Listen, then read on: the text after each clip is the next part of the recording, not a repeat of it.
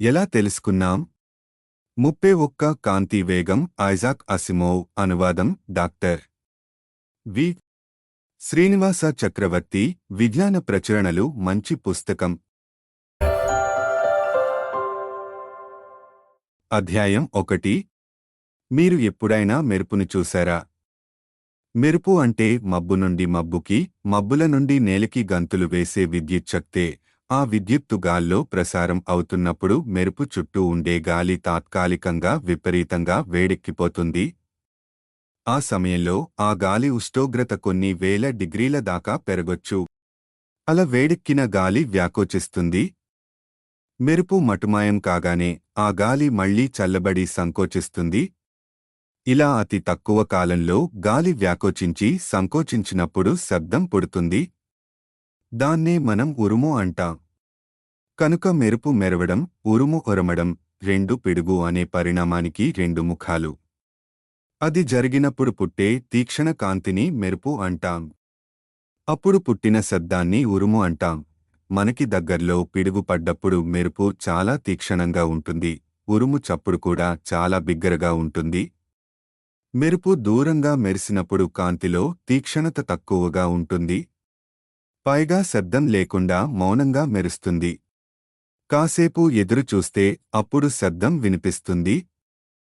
అది మళ్లీ మళ్లీ మారుమోగుతుంది. మెరుపు దూరంగా మెరిసినప్పుడు ప్రకాశం తక్కువగా ఉండడంలో ఆశ్చర్యం లేదు. అలాగే ఉరుము చప్పుడు కూడా తక్కువ తీవ్రత కలిగి ఉండడం కూడా సబబే. కాని మెరుపుకి, ఉరుముకి మధ్య ఆలస్యం ఎందుకుండాలి? దానికి కారణం, శబ్దం ఒక చోటి నుండి మరో చోటికి ప్రయాణించడానికి సమయం పడుతుంది. శబ్దం గంటకి 740 మైళ్ల వేగంతో ప్రయాణిస్తుంది. అంటే సెకనుకి 1086 అడుగుల దూరం ప్రయాణిస్తుంది. 5 సెకనులలో ఓ మైలు దూరం ప్రయాణిస్తుంది. మైలు దూరంలో పిడుగు పడితే 5 సెకన్ల తరువాత అది మనకి వినిపిస్తుంది. 2 మైళ్ల దూరంలో అయితే 10 సెకన్లు పడుతుంది. కాని మెరుపు నుండి వచ్చే కాంతి సంగతేంటి? దానికి కూడా మనని చేరడానికి సమయం పడుతుందా? పట్టొచ్చేమో. కాని బహుశా అది శబ్దం కన్నా చాలా వేగంగా ప్రయాణిస్తుందేమో. అందుకే ఉరుము వినిపించడానికన్నా ఎంతో ముందే మనకి మెరుపు కనిపిస్తుంది. కాంతి ఎంత వేగంగా ప్రయాణిస్తుందో కొలవగలమా? కొలవలేమనే ప్రాచీన కాలంలో ప్రజలు అనుకునేవాళ్లు. కాంతి ఎంత దూరమైనా లిప్తలో ప్రయాణించేస్తుందని కొందరు పండితులు అనుకునేవాళ్లు ఆ రోజుల్లో. అంటే దాని వేగం అపరిమితం అన్నమాట. అంటే మనకి తెలిసిన మరే ఇతర వేగం కన్నా ఆ వేగం ఎక్కున. పోనీ కాంతి వేగం అపరిమితం కాకపోయినా దాని వేగం మనం కొలవలేనంత ఎక్కువ అని అనుకున్నవాళ్లు ఎందరో ఉన్నారు. కాంతి వేగాన్ని కొలవడానికి ప్రయత్నించిన వాళ్లలో మొదటివాడు ఇటలీకి చెందిన మేటి శాస్త్రవేత్త గెలీలియో. 1564 నుంచి 1642. ఈ ప్రయత్నం అతడు 1680లో చేశాడు. ఈ ప్రయోగంలో గెలీలియోకి తన అనుచరుడు సహాయపడ్డాడు. ఇద్దరూ 2 లాంతర్లు పట్టుకుని బయల్దేరారు. ఇవి ప్రత్యేకమైన లాంతర్లు. ఇందులో కొవ్వొత్తి దీపం నుండి వచ్చే కాంతి ఓ చిన్న కిటికీలోంచి బయటికి వస్తుంది. ఆ కిటికీ మూస్తే కాంతి పైకి రాదు. ఆ కిటికీని వేగంగా మూసి తెరుస్తుంటే లాంతరులోంచి వచ్చే కాంతి మెరుపుల్లా ఫ్లాష్ పైకి వస్తుంటుంది. చిమ్మచికటిగా ఉన్న ఓ రాత్రి గెలీలియో తన అనుచరుడు చెరో లాంతరు పట్టుకుని పక్కపక్కగా ఉన్న 2 కొండలు ఎక్కారు. కొండ శిఖరం చేరాక ఇద్దరూ తమ లాంతరు కిటికీలు తెరిచి మెరుపులు ప్రకటించాలి. అనుచరుడి మెరుపు కనిపించగానే గెలీలియో తన లాంతరు కిటికీ మూసేయాలి. అలాగే గెలీలియో మెరుపు కనిపించగానే అనుచరుడు తన లాంతరు కిటికీ మూసేస్తాడు. ముందు గెలీలియో లాంతరు తెరిచి మెరుపు ప్రకటించాడు. అవతలి కొండ మీద ఉన్న అనుచరుడు ఆ మెరుపు కనిపించగానే తన లాంతరులోని కాంతిని ప్రకటించాడు. గెలీలియో తను లాంతరులోని కాంతి ప్రకటించడానికి, అవతల తన అనుచరుడు ప్రకటించిన కాంతి కనిపించడానికి మధ్య వ్యవధిని కొలిచాడు. ఇదే ప్రయోగం పదే పదే చేసి వచ్చిన ఫలితానికి సగటు విలువ లెక్కించాడు. అలా వచ్చిన వ్యవధి విలువ కాంతి ఒక కొండ నుండి రెండవ కొండకి ప్రయాణించి తిరిగి రావడానికి పట్టిన సమయంతో సమానం అవుతుందని గెలీలియో ఊహ. కాని నిజానికి ఆ వ్యవధి కాంతి ప్రయాణించడానికి పట్టే కాలం కన్నా ఎక్కువే అవుతుంది. ఎందుకంటే అందులో కొంత భాగం స్పందన కాలం రియాక్షన్ టైం అవుతుంది. అంటే గెలీలియో నుండి వచ్చిన కాంతిని చూసిన అనుచరుడు అందుకు స్పందించి తన లాంతరు కిటికీని తెరవడానికి కొంత సమయం పడుతుంది. గెలీలియో కొలిచిన వ్యవధిలో ఈ కాలాన్ని కూడా కలుపుకోవాలి. కాంతి వేగాన్ని ఖచ్చితంగా కొలవాలంటే ఈ స్పందన కాలం ఎంతో కొలిచి దాన్ని తొలగించాలి. దాంతో గెలీలియో పైన చేసిన ప్రయోగాన్ని మరి కాస్త దూరంగా ఉన్న కొండల మీద మళ్లీ చేసి చూశాడు. తన అనుచరుడి స్పందన కాలం మునుపట్లాగే ఉంటుందని ఊహించాడు గెలీలియో. అయితే ఈసారి కాంతి మునుపటి కన్నాదనపు దూరం ప్రయాణించాలి. కాబట్టి ఈసారి తను కొలిచిన వ్యవధి మునుపటి వ్యవధి కన్నా కాస్త ఎక్కువై ఉండాలి. ఆ అదనపు వ్యవధికి కారణం కాంతి అదనపు ప్రయాణించాల్సి రావడమే. తీరా కొలిచి చూస్తే అదనపు వ్యవధి ఉన్నట్టు కనిపించలేదు. కొండలు దగ్గరగా ఉన్నప్పుడు ఎంత వ్యవధి పట్టిందో దూరంగా ఉన్నప్పుడు కూడా అంతే వ్యవధి పట్టింది. తను కొలిచిన వ్యవధి అంతా వట్టి స్పందన కాలం మాత్రమే. కాంతి ఎంత వేగంగా ప్రయాణించిందంటే అదనపు దూరం ప్రయాణించడానికి అది తీసుకున్న అదనపు కాలం చాలా చాలా చిన్నది. గెలీలియో కొలవగలిగే కాలం కన్నా ఆ కాలం విలువ చాలా చిన్నదన్నమాట. కాంతి వేగం ఎంతో తెలియకపోయినా అది చాలా చాలా ఎక్కువ అని మాత్రం గెలీలియో అర్థం చేసుకోగలిగాడు. గెలీలియో చేసిన ప్రయోగంలో ఒక ముఖ్యమైన సమస్య అతడు కాలనిర్ణయానికి వాడిన పద్ధతి. ఆ రోజుల్లో అతి చిన్న వ్యవధులని కొలవడానికి తగిన పరికరాలు ఉండేవి కావు. అప్పటికి ఇంకా మంచి గడియారాలు తయారు కాలేదు. అంతరిక్షాన్ని పరిశీలించడానికి 1609లో గెలీలియో మొట్టమొదటిసారిగా టెలిస్కోప్ని వాడడం మొదలుపెట్టాడు. ఆ ప్రయోగాలలో బృహస్పతి, జూపిటర్ కి 4 ఉపగ్రహాలు ఉన్నట్టు గుర్తించాడు. ఈ 4 ఉపగ్రహాలు బృహస్పతి చుట్టూ పరిభ్రమిస్తాయి. ఈ ఉపగ్రహాలు కాసేపు బృహస్పతి ముందుకు వచ్చి ఆ గ్రహం ముఖం మీదుగా ఒక పక్క నుండి అవతలి పక్కకి దాటుతూ గ్రహం వెనక్కు పోతాయి. అలా గ్రహం వెనకగా అవతలి పక్క నుండి ఇవతలి పక్కకి ప్రయాణించి మళ్లీ గ్రహం ముందుకి వస్తాయి. ఒక ఉపగ్రహం బృహస్పతి చుట్టూ ఒక చుట్టు చుట్టడానికి పట్టే కాలంలో మార్చు ఉండదు. ఉపగ్రహం బృహస్పతి వెనక్కి వెళ్ళినప్పుడు దానికి గ్రహణం పట్టింది అని చెప్పుకోవచ్చు. గ్రహణానికి మధ్య వ్యవధి ఒక ప్రత్యేక ఉపగ్రహానికి మారకుండా ఉంటుంది. గ్రహానికి దగ్గరగా ఉండే ఉపగ్రహాల పరిభ్రమణ కాలం తక్కువగా ఉంటుంది. గ్రహానికి దూరం అవుతున్న కొద్ది పరిభ్రమణ కాలం ఎక్కువ అవుతుంది. ఉదాహరణకి బృహస్పతికి అతి దగ్గరగా ఉండే ఉపగ్రహానికి 1-3-4 రోజులకి ఒకసారి గ్రహణం పడుతుంది. ఆ తరువాత ఉన్న ఉపగ్రహానికి 3-1-2 రోజులకి ఒకసారి గ్రహణం పడుతుంది. ఆ తరువాత ఉండే గ్రహానికి 7-1-6 రోజులకి ఒకసారి గ్రహణం పడుతుంది. ఇక చివరగా ఉండే ఉపగ్రహానికి 16-8-4 రోజులకి ఒకసారి గ్రహణం పడుతుంది. 1656లో డచ్ ఖగోళశాస్త్రవేత్త క్రిస్టియన్ వోల్మైంట్ 1629 నుంచి 1696 లోలకం గడియారాన్ని కనిపెట్టాడు.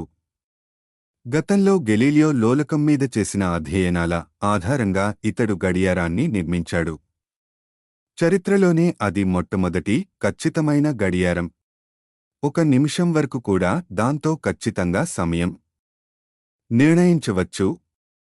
దాని సహాయంతో బృహస్పతి ఉపగ్రహాల గ్రహణ కాలాలు మొదలైన వ్యవధులని ఎంతో ఖచ్చితంగా కొలవచ్చు. ఓలాస్ రోయర్ 1644 నుంచి 1710 అనే మరో డచ్ ఖగోళ శాస్త్రవేత్త ఈ పద్ధతిలో బృహస్పతి ఉపగ్రహాలని అధ్యయనం చేశాడు. తన పరిశీలనలలో అతడికో విచిత్రమైన విషయం కనిపించింది. ఏడాదిలో సగకాలం పాటు గ్రహణాలు నిర్ణీత కాలం కన్నా ఇంకా ఆలస్యం అవుతూ వచ్చాయి. మిగతా సగకాలం పాటు గ్రహణాలు క్రమంగా అనుకున్న దానికన్నా ముందుగా రావడం కనిపించింది. సగటున చూస్తే గ్రహణాలు ఎప్పుడూ సరైన సమయంలోనే వచ్చేవి. కాని కొన్ని సందర్భాలలో మాత్రం సగటు కన్నా ఇంచుమించు 8 నిమిషాలు ముందుగా వచ్చేవి, కొన్నిసార్లు సగటు కన్నా 8 నిమిషాలు ఆలస్యంగా వచ్చేవి. ఇలా ఎందుకు జరిగింది? సూర్యుడి చుట్టూ భూమి ఏడాదికి ఒకసారి ప్రదక్షిణ చేస్తుంది. భూమి కన్నా బృహస్పతి సూర్యుడికి మరింత దూరంలో ఉన్నాడు కాబట్టి తన ప్రదక్షిణ మరింత విస్తారంగా ఉంటుంది. సూర్యుడి చుట్టూ బృహస్పతి ప్రదక్షిణ కాలం 12 ఏళ్లు. అంటే సూర్యుడి చుట్టూ బృహస్పతి ఒక ప్రదక్షిణ చేసే సమయంలో భూమి సూర్యుడి చుట్టూ 12 ప్రదక్షిణలు చేస్తుంది అన్నమాట. అంటే ఏడాదిలో సగకాలం పాటు భూమి సూర్యుడికి బృహస్పతి ఉన్న వైపే ఉంటుంది. మిగతా సగకాలం భూమి సూర్యుడికి బృహస్పతి ఉన్న వైపుకి అవతలి వైపు ఉంటుంది. భూమి సూర్యుడికి బృహస్పతి ఉన్న వైపే ఉంటే భూమికి బృహస్పతికి మధ్య దూరం కనిష్టంగా ఉన్నప్పుడు బృహస్పతి నుండి భూమికి ప్రయాణించడానికి కాంతికి కొంత సమయం పడుతుంది. 6 నెలల తరువాత భూమి బృహస్పతి సూర్యుడికి ఉన్న వైపు కాక అవతలి వైపు ఉన్నప్పుడు రెండు గ్రహాలకి మధ్య దూరం గరిష్టంగా ఉంటుంది. అప్పుడు రెండు గ్రహాల మధ్య కాంతి ప్రయాణించడానికి పట్టే కాలం మరింత ఎక్కువ అవుతుంది. భూమికి బృహస్పతికి మధ్య కనిష్ట గరిష్ట దూరాల మధ్య తేడా భూమి కక్ష్య యొక్క వ్యాసంతో సమానం అవుతుంది. భూమి కక్ష్య వ్యాసంతో సమానమైన అదనపు దూరాన్ని దాటడానికి కాంతికి కొంత సమయం పడుతుంది. అందువల్ల భూమి బృహస్పతి సూర్యుడికి చెరోవైపు ఉన్నప్పుడు భూమి మీద ఉండదే ఖగోళ శాస్త్రవేత్తలు గ్రహణం కోసం అంత అదనపు కాలం వేచి ఉండవలసి వస్తుంది. అందుకే ఆ దశలో బృహస్పతి ఉపగ్రహాల గ్రహణాలు సగటు విలువ కన్నా మరింత ఆలస్యంగా కనిపిస్తాయి. అదే సూర్యుడికి ఒకవైపే భూమి బృహస్పతి ఉన్నప్పుడు రెండు గ్రహాల మధ్య దూరం కనిష్టంగా ఉండి కాంతి మరింత తొందరగా భూమిని చేరగలుగుతుంది. అందుకే సగటు కాలం కన్నా మరింత తొందరగా గ్రహణాలు కనిపిస్తాయి. రోమర్ కాలంలో భూమి కక్ష్య వ్యాసం విలువ ఖచ్చితంగా తెలిసేది కాదు. కాని రోమర్ అప్పటికీ లభ్యంగా ఉన్న అంచనానే తీసుకున్నాడు. తన పరిశీలనల ప్రకారం కాంతికి ఆ దూరాన్ని దాటడానికి 16 నిమిషాలు పడుతుందని తెలిసింది.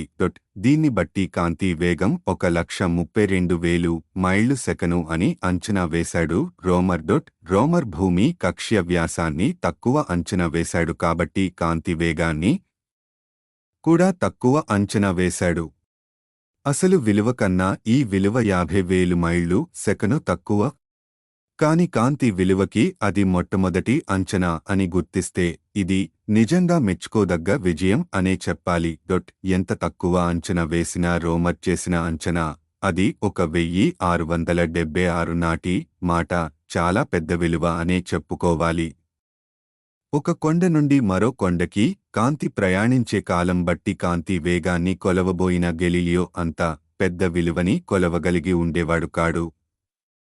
ఆ కొండల మధ్య దూరం 1 మైలు ఉంటుంది అనుకుంటే ఆ దూరాన్ని దాటి తిరిగి వెనక్కు రావడానికి కాంతికి కేవలం సెకనులో 1/90,000 వంతు కాలం మాత్రమే పడుతుంది.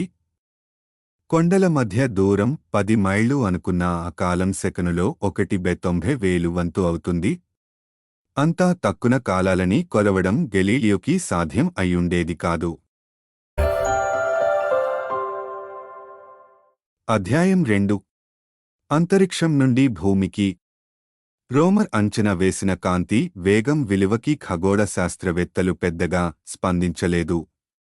దానికి కారణం అంత పెద్ద వేగం గురించి వాళ్లు ఎప్పుడూ కని విని ఎరుగకపోవడమే. అంతేకాక గడియారం సహాయంతో అంత ఖచ్చితంగా కాలాన్ని కొలవడం కూడా ఆ రోజుల్లో కాస్త విడ్డూరంగా అనిపించేది. ఈ కారణాల వల్ల రోమర్ ఫలితాలు ఇంచుమించు విస్మరించబడ్డాయి.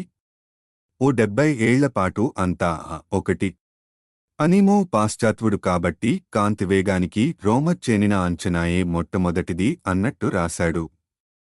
కాని ప్రాచీన భారతంలో సాయనుడు అనే వందితుడు కాంతివేగం గురించి ప్రస్తవించిన దాఖలాలు ఉన్నాయి. సాబీన భారత విజ్ఞానం గురించి ఎంతో వరిలోధన చేనిన ప్రొఫెసర్ సుభాష్ కాక్ లూయిజియానా స్టేట్ ఈ విషయం గురించి ఇలా రాంతున్నారు. విజయనగర సామ్రాజ్యాన్ని 1వ బుక్కరాయలు పొలించే కాలంలో సాయనుడు 1315 నుంచి 1387 అనే పండితుడు ఉండేవాడు. ఇతగాదు వేదనండితుడు. ఎన్నో ప్రాచీన గ్రంథాల మీద వ్యాఖ్యానాలు రాశాడు. ఋగ్వేదంలో సూర్యుడిని స్తుతించే ఓ గీతంలో 1.50 4వ శ్లోకం ఇలా ఉంది. తథా చాన్మర్యతే యోజనానాం సహస్రే ద్వే ద్వే సతే ద్వే చ యోజనే ఏకేన నిమిషార్ధేన క్రమమాణ నమో 2 స్తుత ఇతి. తాత్పర్యం: నిమిషానికి 2202 యోజనాలు ప్రయాణించగల నీకు నమస్కారం. ఇది సూర్యాంతుతి కాబట్టి ఆ గమనం సూర్యుడిది అని అనుకోవాల్సి ఉంటుంది. కాని వద్భాకర్ విష్ణువర్తక్ అనే రచయిత ఆ గమనం సూర్యుడిది కాదని కాంతిదని సూచించాడు. ఎందుకంటే 1 యోజనం విలువ 9.065 మైళ్ళు. అలాగే మహాభారతంలో శాంతివర్వం ప్రకారం నిమేషం విలువ 8.75 సెకన్లు. ఈ అంచనా బట్టి పైన శ్లోకంలో ఇచ్చిన వేగాన్ని లెక్కిస్తే దాని విలువ 1,87,084 1 మైళ్ళు సెకను అని వస్తుంది. మేటి నమృత పండితుడైన సర్ మోనియర్ విలియమ్స్ ప్రకారం 1 యోజనం విలువ 9 మైళ్ళు. ఈ అంచనా బట్టి పైన శ్లోకంలో ఇచ్చిన వేగాన్ని లెక్కింతే దాని విలువ 1,86,413.22 మైళ్ళు నెకను అని వంతుంది. అయితే దేని ఆధారంగా ఈ అంచనాలకు వచ్చారో మనకు తెలియటం లేదు. ఈ 2 విలువలు పైన రోమర్ చెప్పన విలువ కన్నా అనలు విలువకి చాలా సన్నిహితంగా ఉన్నాయి. క్రాంతి వేగం ఆధునిక విలువ 1,864800 మైళ్ళు సెకను. విషయమే మరిచిపోయారు. ఇంతలో శాస్త్రవేత్తల ధ్యాస మరో ఖగోళ విశేషం మీదకి మళ్ళింది. తారలు మన నుండి చాలా దూరంలో ఉన్నాయని ఎంతో కాలంగా మనుషులు నమ్ముతూ వచ్చారు. కాని ఆ దూరం ఎంత అన్న విషయం మీద ఎవరికీ పెద్దగా అవగాహన ఉండేది కాదు. భూమి సూర్యుడి చుట్టూ ప్రదక్షిణ చేస్తుంది కాబట్టి భూమి ఆధారంగా సూర్యుడి స్థానం గణనీయంగా మారుతూ ఉంటుంది. కాని తారలు బాగా దూరంలో ఉంటాయి కాబట్టి మన బట్టి వాటి స్థానంలో పెద్దగా మార్పు ఉండదు. సూర్యుడికి భూమి ఒక వైపున ఉన్నప్పుడు ఇక్కడి నుంచి ఒక సమీపతారని చూసినప్పుడు ఒక సుదూరతారకి ఈ సమీపతారకి మధ్య కోణీయ దూరం కొంత ఉండొచ్చు. భూమి సూర్యుడికి అవతలి వైపున ఉన్నప్పుడు 6 నెలల తరువాత అక్కడి నుంచి చూసినప్పుడు ఆ 2 తారల మధ్య కోణీయ దూరం విలువ వేరుగా ఉండొచ్చు. సూర్యుడికి ఇరువైపుల నుండి ఓ సమీపతారని చూసినప్పుడు దాని దిశలో చెప్పుకోదగ్గ తేడా ఉండొచ్చు. కాని అదే విధంగా సూర్యుడికి ఇరువైపుల నుండి సుదూరతారని చూసినప్పుడు దాని దిశలో పెద్దగా తేడా ఉండకపోవచ్చు. సుదూరతారల నేపథ్యం మీద సమీపతారల స్థానంలో వచ్చే మార్చునే దృష్టి విక్షేపం పారలాక్స్ అంటారు. ఈ దృష్టి విక్షేపం ఎలా పనిచేస్తుందో అర్థం చేసుకోవడానికి ఓ చిన్న ప్రయోగం చెయ్యొచ్చు. మీ ముఖానికి ఎదురుగా ఓ అడుగు దూరంలో మీ బొటన వేలిని చిత్రంలో చూపించినట్టు పట్టుకోవాలి. ఇప్పుడు మీ ఎడమ కన్ను మూసుకుని కుడి కంటితో చూస్తూ మీ బొటన వేలి వెనక ఏ వస్తువు ఉందో గుర్తుంచుకోవాలి. అది ఓ చెట్టో, ఓ బల్లో, ఓ కుర్చీనో. ఇలా నేపథ్యంలో ఉన్న బొటన వేలి వెనుకగా ఉన్న వస్తువుని గుర్తుపెట్టుకోవాలి. ఇప్పుడు కుడి కన్ను మూసుకుని ఎడమ కంటితో చూస్తే అదే విధంగా బొటన వేలి వెనుకగా ఉన్న వస్తువుని గుర్తించాలి. ఇప్పుడు కుడి ఎడమ కళ్ళని మార్చి మార్చి మూసుకుంటూ బొటన వేలి స్థానం ఎలా మారుతోందో గమనించాలి. చూసే కంటిని బట్టి బొటన వేలి నేపథ్యం మారుతోందని ఈ ప్రయోగాన్ని బట్టి మనం గమనించగలం. బొటన వేలి స్థానంలో ఎంత తేడా వచ్చింది అన్న దాని బట్టి మీ ముఖం నుండి మీ బొటన వేలి దూరాన్ని అంచనా వేయడానికి వీలవుతుంది. అదే విధంగా భూమి సూర్యుడికి ఇరుపక్కల ఉన్న స్థితిలో సమీప తారని చూసినప్పుడు ఆ తార స్థానంలో లేక దిశలో వచ్చిన తేడా బట్టి భూమి నుండి ఆ తార దూరాన్ని అంచనా వేయొచ్చు. సైద్ధాంతికంగా ఈ పద్ధతి బాగానే ఉంది గాని వాస్తవంలో తారలు భూమి నుండి ఎంత దూరంలో ఉన్నాయంటే తారల వల్ల మనకి కలిగే దృష్టి విక్షేపం అతి స్వల్పంగా ఉంటుంది.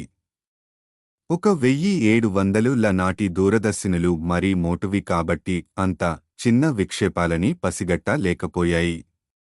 ఆ విషయం తెలియని శాస్త్రవేత్తలు తారల దృష్టి విక్షేపపు విలువలని అదే పనిగా కొలుస్తూ పోయేవారు. అలా దృష్టి విక్షేపాలని కొలిచిన వారిలో బ్రిటన్కి చెందిన జేమ్స్ బ్రాడ్లీ 1693-1762 ఒకడు. అతడు దూరదర్శినితో ఒక తార దృష్టి విక్షేపం కొలవగలిగాడు. అయితే తను కొలిచిన దృష్టి విక్షేపాలు దోషపూరితమైనవి. భూమి ఒక దిశలో కదులుతున్నప్పుడు తార స్థానం వ్యతిరేక దిశలో స్థానభ్రంశం చెందుతున్నట్టు కనిపించాలి. కాని బ్రాడ్లీ పరిశీలించిన తార విషయంలో అలా జరగలేదు.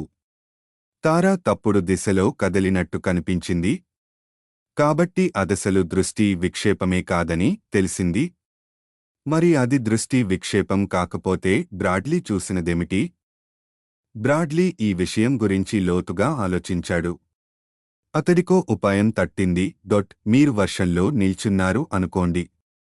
వర్షపు చినుకులు నిలువుగా కింద పడుతున్నాయి. అప్పుడు గొడుగుని నిటారుగా తలమీద పట్టుకుంటే మీమీద చినుకులు పడవు. కాని ఇప్పుడు మీరు అలాగే గొడుగుని నిటారుగా పట్టుకుని వర్షంలో నడవడం మొదలెడితే వర్షపు నీరు మీ ముందు భాగం మీద పడుతుంది. మీ వెనుక భాగం పొడిగా ఉన్న ముందు భాగం తడిసిపోతుంది. ఎందుకంటే గొడుగు ముందు అంచుని కొంచెంలో తప్పించుకున్న వర్షపు చినుకు మీ ఛాతీ మీద పడుతుంది. ఎందుకంటే అప్పటికి మీ శరీరం కాస్త ముందుకి జరిగి ఉంటుంది. కాబట్టి మీరు కదులుతున్నప్పుడు తడవకుండా ఉండాలంటే గొడుగుని కాస్త ఏటవాలుగా పట్టుకోవాలి.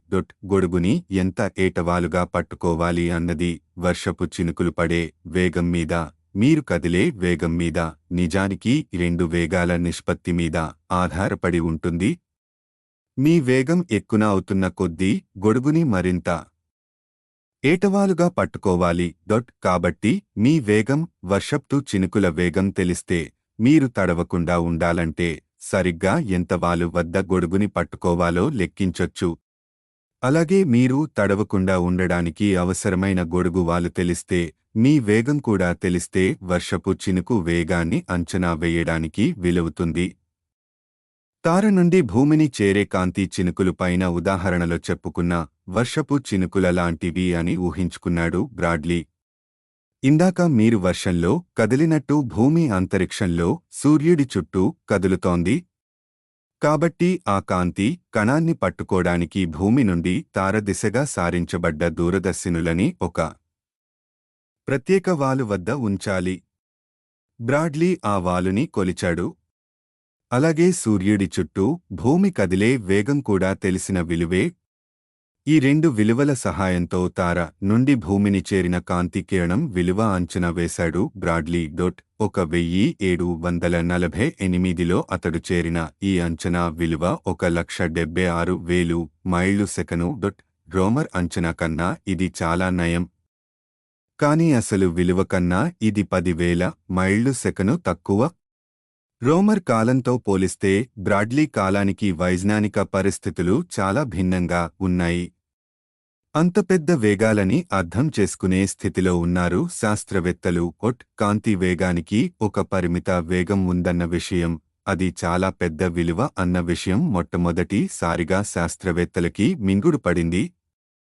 కాంతి వేగాన్ని కొలవడానికి రోమర్, బ్రాడ్లీలు ఎంచుకున్న పద్ధతులు ఖగోళ ఘటనల మీద ఆధారపడ్డ పద్ధతులు. రోమర్ ఎంచుకున్న పద్ధతి బృహస్పతి నుండి భూమిని చేరడానికి కాంతికి పట్టే సమయం మీద ఆధారపడింది. బ్రాడ్లీ ఎంచుకున్న పద్ధతి తార నుండి వచ్చే కాంతి భూమి మీద పడే దిశ మీద ఆధారపడింది. ఈ కొలమానాన్ని అంతరిక్షం నుండి భూమి మీదకి తీసుకురావడానికి వీలవుతుందా? భూమి మీదే ప్రయోగాలు చేసి శాస్త్రవేత్తలు కాంతి వేగాన్ని కొలవగలరా? ప్రయోగం అంతా భూమి మీదే జరిగితే మనకి కావలసినట్టుగా ప్రయోగ సామగ్రిలో మార్పులు చేర్పులు చేసుకోవడానికి వీలవుతుంది. అలాంటి ప్రయోగం మొట్టమొదటిసారి 1849లో జరిగింది. దాన్ని చేసిన వ్యక్తి ఫ్రెంచ్ శాస్త్రవేత్త ఆర్మాండ్ హిప్పోలైట్ ఫిజో. 1819 1896. గెలీలియో చేసిన ప్రాథమిక ప్రయోగానికి కాస్త మెరుగులు దిద్ది తిరిగి చెయ్యడానికి ప్రయత్నించాడు ఫిజో. గెలీలియో చేసినట్టుగానే ఫిజో 2 కొండలని ఎంచుకున్నాడు. ఆ కొండల మధ్య దూరం 5 మైళ్ళు.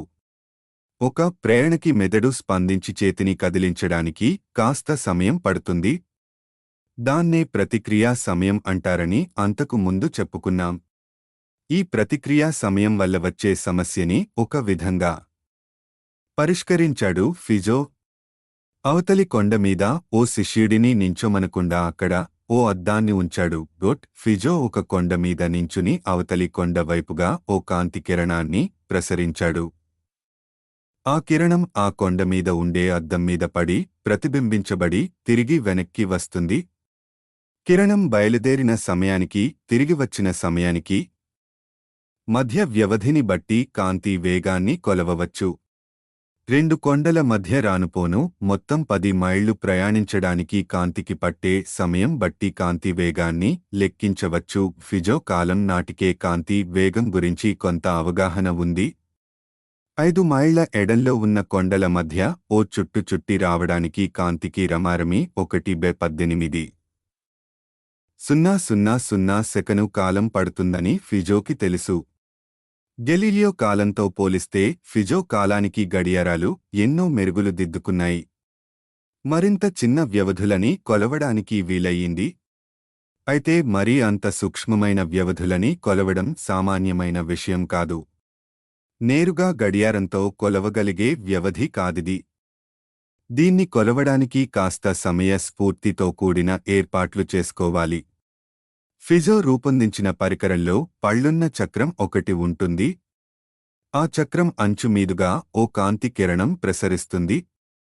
చక్రం కిరణానికి అడ్డు వస్తుందా, ముందుకి పోనిస్తుందా అన్నది చక్రం స్థానం మీద ఆధారపడుతుంది. గేట్ చక్రంలాంటి ఈ చక్రం చుట్టూ పళ్ళు ఉంటాయి. కిరణరేఖ 2 పళ్ల మధ్యన సందులో పడితే ఆ సందులోంచి కిరణం ముందుకు పోగలదు. కాని కిరణరేఖ ఓ పన్నులోంచి పోతే అది కిరణానికి అడ్డుపడుతుంది. ఫిజో ఈ చక్రాన్ని నెమ్మదిగా తిరగనిచ్చాడు. చక్రం పళ్ల సందులోంచి వెలువడ్డ కిరణం అవతలి కొండని చేరుకుని అక్కడ ఉన్న అద్దం మీద ప్రతిబింబితమై వెనక్కి వస్తుంది.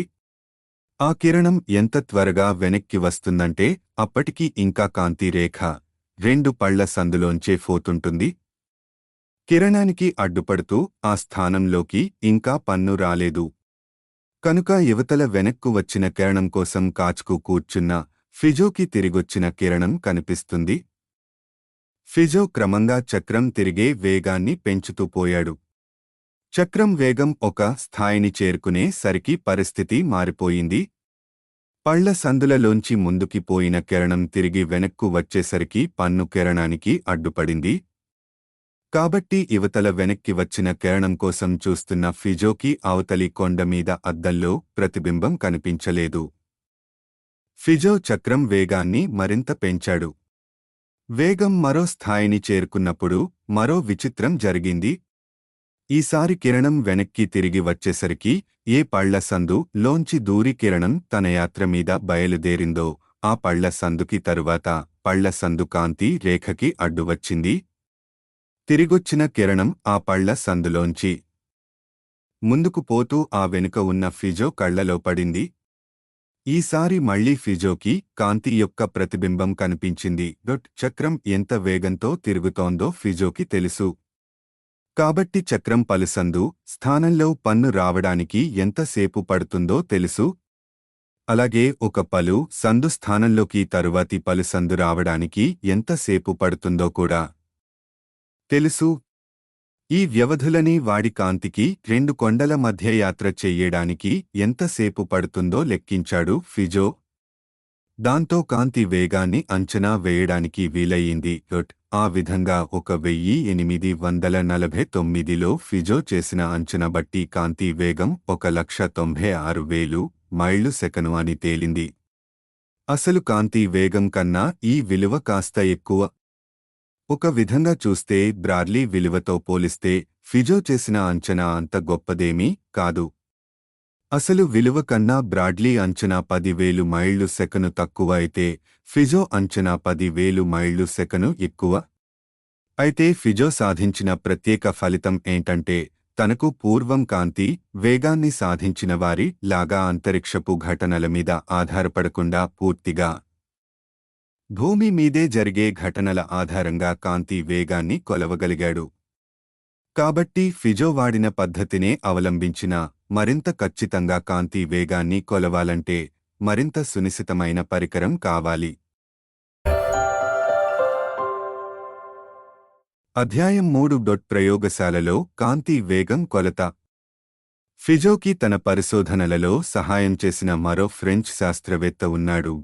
అతడి పేరు Jean Bernard Leo Foucault, Jean Bernard Leon Foucault. 1819 1868. Fizeau చేసిన ప్రయోగమే ఫోకాల్ట్ కూడా చెయ్యడానికి ప్రయత్నించాడు. అయితే పళ్ళు ఉన్న చక్రానికి బదులుగా రెండవ అద్దాన్ని వాడాడు. ఫోకాల్ట్ మొదటి అద్దం నుండి ప్రతిబింబించబడ్డ కిరణం రెండో అద్దం మీద పడి అక్కడి నుండి ఓ తెరమీదకి విక్షేపించబడుతుంది. ఇప్పుడు రెండో అద్దాన్ని వేగంగా తిప్పుతున్నాం అనుకుందాం. కాంతి మొదటి అద్దం నుండి తిరిగొచ్చి రెండవ అద్దం మీద పడేసరికి ఆ అద్దం కాస్త పక్కకి తిరిగిపోతుంది. కాబట్టి అక్కడి నుండి బయలుదేరే కిరణం తెరమీద కాస్త పక్కగా పడుతుంది. రెండవ అద్దం ఎంత వేగంతో తిరుగుతోందో తెలుసు కాబట్టి దాని నుండి ప్రతిబింబితమైన కిరణం ఎంత పక్కకి తిరుగుతుందో తెలిస్తే ఈ సమాచారం బట్టి కాంతి వేగాన్ని లెక్కించొచ్చు. ఫోకాల్ట్ తన ప్రయోగాన్ని పదే పదే చేసి చూశాడు. తన ప్రయోగ పరికరాలకి కూడా సముచితమైన మార్పులు చేర్పులు చేస్తూ వచ్చాడు. తన కృషి ఫలితంగా 1862లో తను లెక్కించిన కాంతి వేగం 1,85,000 మైళ్ళు సెకను అని వచ్చింది. అంతవరకు జరిగిన కాంతి వేగపు అంచనాలు అన్నిట్లోకి ఇది అత్యంత నిర్దిష్టమైనది. అసలు విలువ కన్నా ఇది సుమారు 1,000 మైళ్ళు సెకను మాత్రమే తక్కువ. ఖచ్చితంగా ఉండడం మాత్రమే కాక ఫిజో పద్ధతితో పోలిస్తే ఫోకాల్ట్ పద్ధతిలో మరో లాభం కూడా ఉంది. ఇందులో పెద్ద దూరాలతో పని లేదు. గెలీలియో, ఫిజో మొదలైన వాళ్లు అవలంబించిన పద్ధతిలో లాగా కొండలు మిట్టలు ఎక్కనక్రులేదు. ఫోకాల్ట్ వాడిన ప్రయోగ సామగ్రి చాలా సంక్షిప్తంగా ఉంటుంది. అందులో కాంతికిరణం సుమారు 66 అడుగుల దూరం మాత్రమే ప్రయాణించింది. కాబట్టి ఫోకాల్ట్ వాడిన పద్ధతిని ఆరుబయట కాకుండా గదిలో అంటే ప్రయోగశాలలోనే అమలు చెయ్యొచ్చు. ఈ పద్ధతిలో మరో లాభం ఏంటంటే ఈ పద్ధతిలో గాలిలోనే కాక ఇతర మాధ్యమాలలో కూడా కాంతి వేగాన్ని కొలవవచ్చు. గాలిలో కాంతి వేగాన్ని కొలుస్తున్నప్పుడు కిరణం కొన్ని మైళ్లు ప్రయాణించినా ఫరవాలేదు. కానీ అదే పద్ధతి వాడి నీటిలో కాంతి వేగాన్ని కొలవాలని ప్రయత్నిస్తే ఆ ప్రయత్నం విఫలం అవుతుంది. ఎందుకంటే 5 మైళ్లు పొడవున్న నీటి తొట్టెలో కాంతి కిరణాన్ని ప్రసరిస్తే అది అవతలి కొస దాకా ప్రయాణించి తిరిగి మొదటికి వచ్చేసరికి అందులోని శక్తి ఇంచుమించు పూర్తిగా హరించుకుపోతుంది. ఆ శక్తిని నీరు హరిస్తుంది. నీరు కాంతికి పారదర్శకం అనుకుంటాం గాని ఆ సూత్రం తక్కువ దూరాల వద్దనే వర్తిస్తుంది. మైళ్ల దూరాల వద్ద నీరు కాంతికి ప్రదర్శకం కాదు. చిన్న చిన్న దూరాల వద్ద కూడా కాంతి వేగాన్ని కొలవగలిగిన ఫోకాల్ట్ నీటిలో కూడా కాంతి వేగాన్ని కొలవగలిగాడు. ఆ కొలత ఫలితం కాంతి తత్వాన్ని గురించి ఎంతో కాలంగా వస్తున్న ఓ తగవుని తీర్చింది. ఫోకాల్ట్ కాలం నాటికి కాంతి తత్వం గురించి 2 సిద్ధాంతాలు ఉండేవి. కొందరు కాంతిలో ఉండేవి కణాలు అనుకునేవారు. మరికొందరు కాంతిలో ఉండేవి తరంగాలని భావించేవారు. క్రమంగా తరంగ సిద్ధాంతానిదే పై చేయి అవుతున్న కణ సిద్ధాంతాన్ని నమ్మిన వర్గం తమ నమ్మకాన్ని పూర్తిగా వదులుకోలేని స్థితిలో ఉన్నారు. కాంతి కణ సిద్ధాంతం ప్రకారం గాలిలో కన్నా నీటిలో కాంతి మరింత వేగంగా ప్రయాణించాలి. కానీ తరంగ సిద్ధాంతం ప్రకారం కాంతి గాలిలో కన్నా నీటిలో మరింత నెమ్మదిగా ప్రయాణించాలి. 1853లో ఫోకాల్ట్ నీటి ద్వారా ఓ కాంతి పుంజాన్ని పంపించి తన పరిభ్రమించే అద్దపు పరికరంతో కాంతి వేగాన్ని కొలిచాడు. గాలిలో కాంతి వేగంతో పోల్చితే నీటిలో కాంతి వేగం 3/4 వంతు కన్నా కాస్త ఎక్కువని కనుక్కున్నాడు. దీంతో కాంతి తరంగ సిద్ధాంతానికి సమర్థన దొరికింది. కాంతి కణ సిద్ధాంతానికి తిలోదకాలు వదిలేశారు. అయితే అర్ధశతాబ్దం తరువాత కాంతి తరంగంలాగా కణంలాగా కూడా ప్రవర్తిస్తుందని కనుక్కున్నారు. కాంతి గాలిలోంచి మరో ప్రదర్శకమైన మాధ్యమంలోకి ప్రవేశించినప్పుడు రెండు మాధ్యమాల సరిహద్దు వద్ద దాని చలనరేఖ వంగుతుంది. దీనినే వక్రీభవనం, రిఫ్రాక్షన్ అంటారు. కాంతి ఎంతగా వంగుతుంది అన్నది ఆ మాధ్యమం వక్రీభవన గుణకం ఇండెక్స్ ఆఫ్ రిఫ్రాక్షన్ మీద ఆధారపడుతుంది. వక్రీభవన గుణకం ఎంత ఎక్కువగా ఉంటే అందులో కాంతి వేగం అంత తక్కువగా ఉంటుంది. నీటిలో కాంతి వేగం సుమారు 1,40,000 మైళ్ళు సెకను. ఇంకాస్త ఎక్కువ వక్రీభవన గుణకం ఉన్న అద్దంలో కాంతి వేగం 1,25,000 మైళ్ళు సెకను. మరింత ఎక్కువ వక్రీభవ నీటిలో కాంతి వేగం సుమారు 1,40,000 మైళ్ళు సెకను. ఇంకాస్త ఎక్కువ వక్రీభవన గుణకం ఉన్న అద్దంలో కాంతి వేగం 1,25,000 మైళ్ళు సెకను. మరింత ఎక్కువ వక్రీభవన గుణకం గల వజ్రంలో కాంతి వేగం కేవలం 77,000 మైళ్ళు సెకను మాత్రమే. కాంతి వేగాన్ని కొలిచే కృషిలో తదుపరి మైలురాయిని చేరుకున్నవాడు జర్మన్ అమెరికన్ శాస్త్రవేత్త Albert Abraham Mickelson. Albert Abraham Michelson 1852 నుంచి 1981. 1878లో ఇతడు ఈ సమస్య మీద పని చేయడం మొదలుపెట్టాడు. ఫోకాల్డ్ అవలంబించిన పద్ధతినే ఇతడు అవలంబించిన ఆ పరికరాన్ని మరింత సునిశితంగా తీర్చిదిద్దాడు. ఫోకాల్డ్ వాడిన పరిభ్రమించే అద్దపు పరికరంలో కాంతి బిందువు తెరమీద 1/40 అంగుళం దూరం మాత్రమే పక్కకి జరుగుతుంది. అంత చిన్న దూరాన్ని ఖచ్చితంగా కొలవడం కష్టం. మికెల్సన్ వాడిన పరికరంలో కాంతి బిందువు 5 అంగుళాలు పక్కకి జరుగుతుంది. 1879లో ఇతడు తను తీసుకున్న కొలతల ప్రకారం కాంతి వేగం 1,86,855 మైళ్ళు సెకను అని నిర్ణయించాడు. పూర్వపు కొలతల కన్నా ఇది మరింత మెరుగైన కొలత. అసలు విలువ కన్నా ఇది 78 మైళ్ళు సెకను మాత్రమే ఎక్కువ. అప్పుడు ఆ తరువాత అతడు కాంతికి సంబంధించి చేసిన కృషికి మన్ననగా 1907లో అతడికి నోబెల్ బహుమతి లభించింది. కాంతి వేగానికి ఇంకా ఖచ్చితమైన కొలతలు సాధించాలన్న ఉద్దేశంతో మికెల్సన్ పూర్వీకులైన గెలీలియో, ఫిజోలు చేసినట్టే కొండల మీద ప్రయోగాలు చెయ్యాలని నిశ్చయించాడు. అతడు ప్రయోగశాలలో సాధించిన ఫలితాలు అత్యుత్కృష్టమైనవి.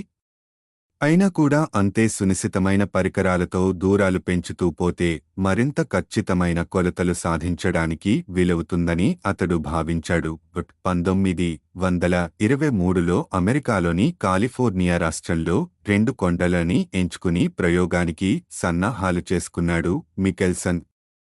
ఫిజో వాడిన కొండల మధ్య దూరం కేవలం 2 మైళ్లే, కాని మికెల్సన్ వాడిన కొండల మధ్య దూరం 22 మైళ్ళు. అయితే గెలీలియో కన్నా, ఫిజో కన్నా కూడా మికెల్సన్ వాడిన కాంతి పుంజాలు మరింత తీక్షణమైనవి. మికెల్సన్ విద్యుత్ దీపాలు వాడాడు. కాబట్టి ఆ పుంజం 22 మైళ్ల దూరం ప్రయాణించి తిరిగి వచ్చాక కూడా స్పష్టంగా కనిపిస్తుంది. అంతేకాక 2 కొండల మధ్య దూరం ఖచ్చితంగా తెలుసుకోవాలనుకున్నాడు మికెల్సన్. అప్పుడు కాంతి వేగాన్ని కూడా ఖచ్చితంగా కొలవగలడు. ఊరికే 22 మైళ్ళు అంటే సరిపోదు. కొండల మీద తను పెట్టిన పరికరాల మధ్య దూరం జాగ్రత్తగా అంచనా వేశాడు.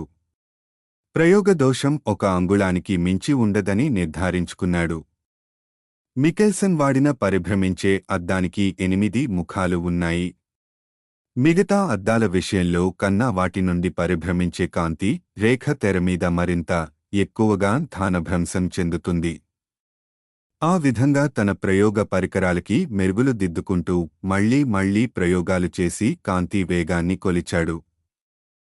కాంతి వేగానికి తను సాధించిన ఫలితాలలో అసలు విలువకి అత్యంత సన్నిహితంగా వచ్చిన విలువ 1,86,295 మైళ్ళు సెకను. ఈ విలువ నిజంగా చాలా ఖచ్చితమైనది.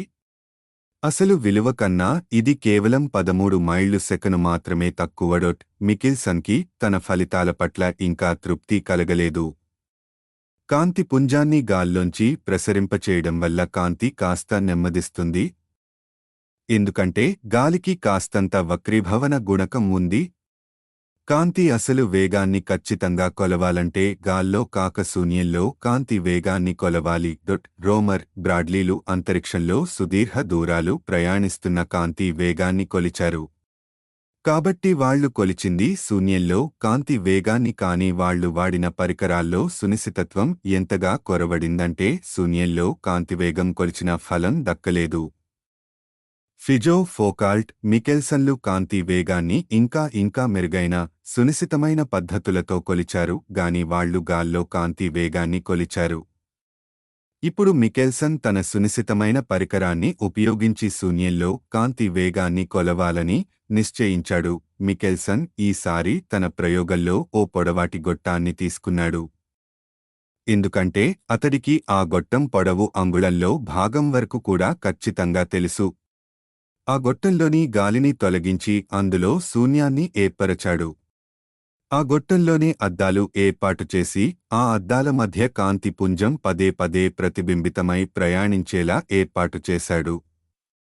ఆ విధంగా కాంతి 10 మైళ్ల దూరం గల శూన్యంలో ప్రయాణించేలా ఏర్పాటు చేశాడు.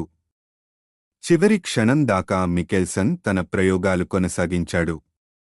చివరికి 1933లో అతడు చనిపోయిన 2 ఏళ్ల తరువాత అతడితో పనిచేసిన వారంతా కలిసి అతడి లెక్కలని సమీకరించి కాంతి వేగపు ఖచ్చితమైన విలువని ప్రకటించారు.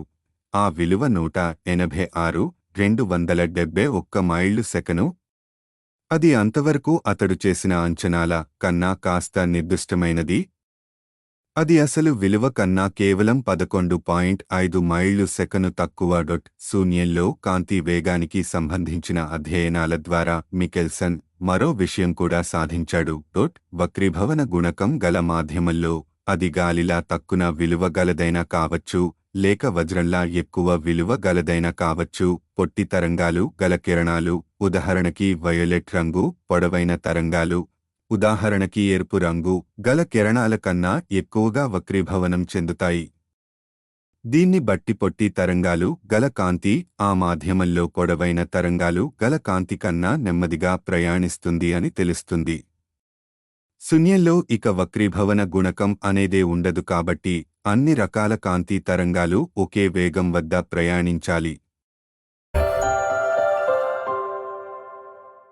అధ్యాయం 4 విశ్వం, కాంతి సంవత్సరాలు. ఇప్పుడు మనకి కాంతివేగం ఖచ్చితమైన విలువ తెలుసు కాబట్టి ఇక విశ్వం గురించిన కొన్ని మౌలిక వాస్తవాల గురించి చెప్పుకుందాం. చందమామకి భూమి మధ్య సగటు దూరం విలువ 238,867 మైళ్లు. మరి కాంతికి ఇక్కడి నుంచి చందమామని చేరుకోవడానికి ఎంత సమయం పడుతుంది? సుమారు 1.265 సెకనులు. ఏ కారణం వల్లనైనా చందమామ ఉన్నట్లుండి ఆకాశం నుండి మాయమైపోతే దానిమీద పడి ప్రతిబింబితమైన సూర్యకాంతికి మనను చేరడానికి అంత సమయం పడుతుంది. కాబట్టి చందమామ మాయమైపోయిన సంగతి మనకి 1.25 సెకనులు ఆలస్యంగా తెలుస్తుంది. అలాగే సూర్యుడు భూమి నుండి 9,30,00,000 మైళ్ల దూరంలో ఉన్నాడు. సూర్యుడిని వదిలి భూమిని చేరడానికి కాంతికి 8 నిమిషాల 19 సెకనుల కాలం పడుతుంది. సూర్యుడు ఉన్నట్లుండి మాయమైపోతే ఆ సంగతి మనకి సుమారు 8:1/3 నిమిషాల తరువాత గాని తెలీదు. భూమి కక్ష్యలో ఒక వైపు నుండి మరో వైపు వరకు చేరడానికి కాంతికి 16 నిమిషాల 88 సెకనులు పడుతుంది. ఏడాదిలో వివిధ కాలాలలో జూపిటర్ ఉపగ్రహాల గ్రహణాలని పరిశీలించిన రోమర్కి కూడా ఈ సంగతి తెలుసు. గ్రహాలలోకెల్లా అతి దూరంలో నున్నది చిన్నారి గ్రహమైన ప్లూటో. సూర్యుడి నుండి భూమి దూరానికి ప్లూటో దూరం 40 రెట్లు ఉంటుంది. అంటే సూర్యుడి నుండి బయలుదేరిన కిరణానికి భూమి కక్ష్యని దాటడానికి పట్టే సమయం కన్నా ప్లూటో కక్ష్యని దాటడానికి పట్టే సమయం 40 రెట్లు ఎక్కువగా ఉంటుంది. ఇక తారల మాటేమిటి? తారలు మన నుండి ఎంత దూరంలో ఉన్నాయంటే వాటి దూరాలని కొలవడానికి కాంతి సంవత్సరం అనే కొత్త కొలమానాన్ని వాడితే సౌకర్యంగా ఉంటుంది. ఒక ఏడాదిలో కాంతి ప్రయాణించే దూరాన్ని కాంతి సంవత్సరం అంటారు. అది ఎంత దూరమో లెక్కించాలంటే ఏడాదిలో ఎన్ని సెకనులు ఉన్నాయో లెక్కించాలి. నిమిషంలో 60 సెకనులు, గంటకి 60 నిమిషాలు ఉన్నాయి. అలాగే రోజుకి 24 గంటలు. అంటే రోజుకి 86,400 సెకనులు. ఏడాదికి 865. 2422 రోజులు కనుక ఏడాదిలో 3,15,56,926 సెకనులు ఉంటాయి. అన్ని సెకన్లలో కాంతి ప్రయాణించే దూరం విలువ 1,86,282. 8,959 8,15,56,926 58,89,49,97,96,000 మైళ్ళు. అంటే కాంతి సంవత్సరం విలువ సుమారు 60,000 కోట్ల మైళ్ళు లేదా 6 ట్రిలియన్ మైళ్ళు. కాబట్టి ఒక కాంతి సంవత్సరం విలువ చంద్రుడికి భూమికి మధ్య దూరం కన్నా 2.5 కోట్ల రెట్లు ఎక్కువ. భూమి నుండి చంద్రుడిని చేరుకోడానికి మన వ్యోమగాములకి 3 రోజులు పడుతుంది. అదే వేగంతో ఒక కాంతి సంవత్సరం అంత దూరాన్ని దాటడానికి 2 లక్షల ఏళ్లు పడుతుంది. మరో విధంగా చెప్పాలంటే ఒక కాంతి సంవత్సరం అంటే ప్లూటో కక్ష్య వ్యాసం కన్నా 1,600 రెట్లు పెద్దది. ఇప్పుడిక తారల దూరాలని పరిశీలిద్దాం. 2. ప్లూటోని ఇప్పుడు గ్రహంగా పరిగణించటం లేదు. 2006లో దాన్నాక లఘు గవాంగా కటించారు. అనువాదకుడు. 3 ట్రిలియన్ 1,000,000,000,000 అంటే 1,00,000 కోట్లు, 1 బిలియన్ అంటే 100 కోట్లు, 1 మిలియన్ అంటే 10 లక్షలు. మనకి అతి దగ్గర తార పెద్దగా ప్రకాశం లేని ఓ మినుకు తార. దాని పేరు ప్రాక్సిమా సెంటారి, ప్రోక్సిమా సెంటోరాయి. అది మన నుండి 4.27 కాంతి సంవత్సరాల దూరంలో ఉంది. అంటే సుమారు 2,50,000 కోట్ల మైళ్ల దూరం అన్నమాట. అంతకన్నా దగ్గర్లో మరో తార లేదు. అంటే ప్రాక్సిమా సెంటారి నుండి బయలుదేరిన కాంతి మనను చేరుకోడానికి 4.27 ఏళ్లు అంటే 4 సంవత్సరాల 99 రోజులు పడుతుంది. భూమి నుండి చంద్రుడి దాకా 1.25 సెకన్లలో వెళ్లే కాంతి ప్రాక్సిమా సెంటారిని చేరడానికి 4 ఏళ్లకి పైగా తీసుకుంటుంది. ఆకాశంలో అత్యంత ప్రకాశవంతమైన తార అయిన సిరియస్ స్రాయరియస్ మన నుండి 8.64 కాంతి సంవత్సరాల దూరంలో ఉంది. ప్రాక్సిమా సెంటారి కన్నా 2 రెట్లు అన్నమాట. ఓరియాన్ రాశిలో ఉన్న రిజల్ అనే తార మన నుండి 815 కాంతి సంవత్సరాల దూరంలో ఉంది. సిరియస్ ఉన్న దూరం కన్నా ఇది 95 రెట్ల దూరంలో ఉంది. ఈసారి ఎప్పుడైనా మీరు రైజల్ తారని చూస్తున్నప్పుడు ఒక విషయం గుర్తుంచుకోవాలి. ఆ కాంతి ఆ తార వద్ద నుండి బయలుదేరినప్పటికీ భూమి మీద కాకతీయులు పరిపాలిస్తూ ఉండేవారు. అంత దూరంలో ఉన్న రైజల్ తార కూడా విశాల విశ్వంలో మన పరిసర ప్రాంతంలోనే ఉందని చెప్పాలి. సూర్యుడు ఇంకా మనకి ఆకాశంలో కనిపించే ఎన్నో తారలు ఓ ప్రత్యేకమైన తారా సందోహానికి చెందుతాయి. అందులో సుమారు 20,000 కోట్ల తారలు ఉన్నాయి. దాని పేరు పాలపుంత, మిల్కీ వే. అది ఓ ఇడ్లీ ఆకారంలో ఉంటుంది. ఇలాంటి విశాలమైన తారా సందోహాలని గెలాక్సీలు అంటారు. మనం ఉండే ఈ పాలపుంత గెలాక్సీకి మనం కేంద్రం వద్ద లేము. అసలు కేంద్రానికి దరిదాపుల్లో కూడా లేము. మనం ఆకాశంలో చూసే ఎన్నో తారలు గెలాక్సీ కేంద్రం నుండి 25,000 కాంతి సంవత్సరాల దూరంలో ఉన్నాయి. గెలాక్సీ కేంద్రం నుండి వచ్చే కాంతి మనకి ఇక్కడికి పెద్దగా కనిపించదు. ఎందుకంటే గెలాక్సీ కేంద్రానికి మనకి మధ్య విస్తారమైన నల్లని ధూళి మేఘాలు అడ్డుతెరలా ఉన్నాయి. అయితే ఆ తెరని కూడా రేడియో తరంగాలు భేదించగలవు. ఆ విధంగా మనకి గెలాక్సీ కేంద్రం గురించి తెలుస్తుంది. గెలాక్సీ కేంద్రం నుండి వచ్చిన రేడియో తరంగాలు మరి 25,000 ఏళ్ల క్రితం అక్కడి నుంచి బయలుదేరాయి అన్నమాట. అప్పటికి ఇంకా భూమి మీద మానవులు నాగరికులు కాలేదు. మొత్తం పాలపుంత గెలాక్సీని ఒక కొస నుండి అవతలి కొస వరకు పరిగణిస్తే 1,00,000 కాంతి సంవత్సరాల వెడల్పు ఉంటుంది. అంటే మన గెలాక్సీని ఒక కొస నుండి అవతలి కొస వరకు దాటడానికి కాంతికి 1,00,000 సంవత్సరాలు పడుతుంది. విశ్వంలో ఉన్నది కేవలం మన గెలాక్సీ మాత్రమే కాదు. ఇలాంటి గెలాక్సీలు కొన్ని వందల కోట్లు ఉన్నాయి. వాటిలో కొన్ని మన కన్నా చిన్నవైతే మరికొన్ని మన కన్నా చాలా పెద్దవి. మన పొరుగున ఉన్న ఒక పెద్ద గెలాక్సీ పేరు ఆండ్రోమెడా గెలాక్సీ. నిర్మలమైన చీకటి ఆకాశంలో ఆండ్రోమెడా రాశిలో దీన్ని ఓ చిన్న తెల్లని మచ్చలాగా చూడొచ్చు. పరికరాలు లేకుండా సూటిగా కంటితో చూడగల అత్యంత దూరమైన వస్తువు ఇదే. అది మన నుండి 23 లక్షలు కాంతి సంవత్సరాల దూరంలో ఉంది. మీరు ఆండ్రోమెడా గెలాక్సీని చూస్తున్నట్టయితే ఆ కాంతి అక్కడ్నుంచి 23 లక్షలు సంవత్సరాల క్రితం బయలుదేరి ఉంటుంది. అంటే ఆధునిక మానవుడు ఇంకా పుట్టని యుగం అన్నమాట. అప్పటికీ భూమి మీద జీవించే అత్యంత అభ్యున్నతి గల జీవులు ప్రస్తుతం దక్షిణ ఆఫ్రికాలో జీవించే పిగ్మీల లాంటి జీవులు అన్నమాట. వీళ్ళు పట్టున 4 అడుగుల ఎత్తు కూడా ఉండరు. ఆండ్రోమెడాకి ఆవల ఇంకా ఎన్నో గెలాక్సీలు ఉన్నాయి.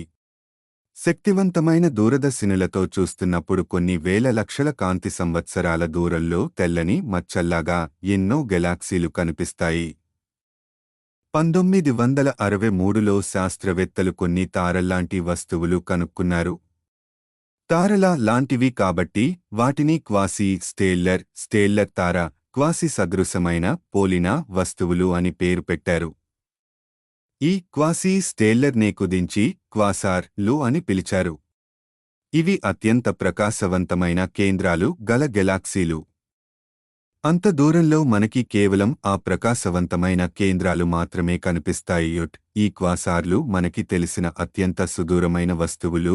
మనకి అతి దగ్గరి క్వాసార్ కూడా 100,000,000,000,000 కోట్ల కాంతి సంవత్సరాల దూరంలో ఉంది. మనం అలాంటి క్వాసార్ని ఎప్పుడైనా దూరదర్శినిలో చూస్తున్నప్పుడు ఆ కాంతి అక్కడి నుంచి బయలుదేరినప్పటికీ భూమి మీద కేవలం ఏకకణ జీవులు ఉండేవని గుర్తుంచుకోవాలి.